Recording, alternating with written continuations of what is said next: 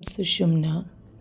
എൻ്റെ പ്രിയപ്പെട്ട സുഷുമ്നക്രിയായോഗികളെ, നവരാത്രിയുടെ 9-ാം ദിവസം നമ്മൾ ദിവ്യജനനിയെ ദേവി സിദ്ധിദാത്രിയായി ആരാധിക്കുന്നു. സിദ്ധികളുടെയും നിത്യാനന്ദത്തിൻ്റെയും ദാതാവ്.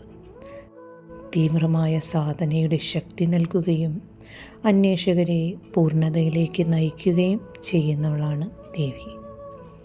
ദിവ്യമാതാവ് 8 മഹത്തായ ശക്തികളായ അഷ്ടസിദ്ധികളെ പ്രദാനം ചെയ്യുന്നുവെന്ന് വേദങ്ങൾ നമ്മോട് പറയുന്നു. എന്നിരുന്നാലും ദേവി ഇവ നൽകുമ്പോൾ ദേവിയുടെ ഏറ്റവും ഉയർന്ന അനുഗ്രഹം ബ്രഹ്മാനന്ദമാണ്, നിത്യാനന്ദം. ഒരു യോഗിയെ സംബന്ധിച്ചിടത്തോളം ഈ ആനന്ദം എല്ലാ നേട്ടങ്ങളുടെയും കിരീടമായ പരമോന്നത സിദ്ധിയാണ്. സിദ്ധന്മാരുടെയും മാതാവ് കൂടിയാണ് ദേവി.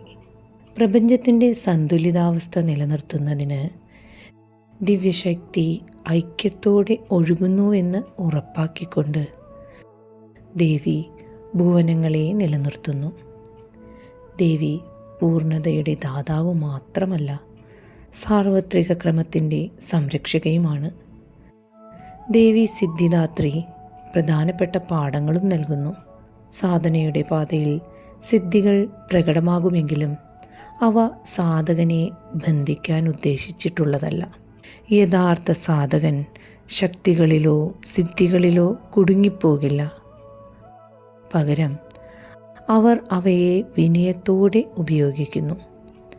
എല്ലായ്പ്പോഴും മോചനത്തിൻ്റെ ഉയർന്ന ലക്ഷ്യത്തിൽ ശ്രദ്ധ കേന്ദ്രീകരിക്കുന്നു.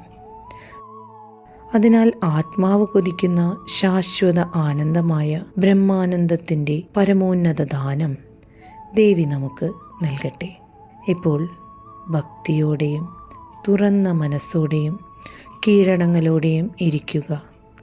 ദിവ്യമാതാവിൻ്റെ കൃപ നിങ്ങളെ നിത്യാനന്ദത്താൽ നിറയ്ക്കാൻ അനുവദിക്കുക.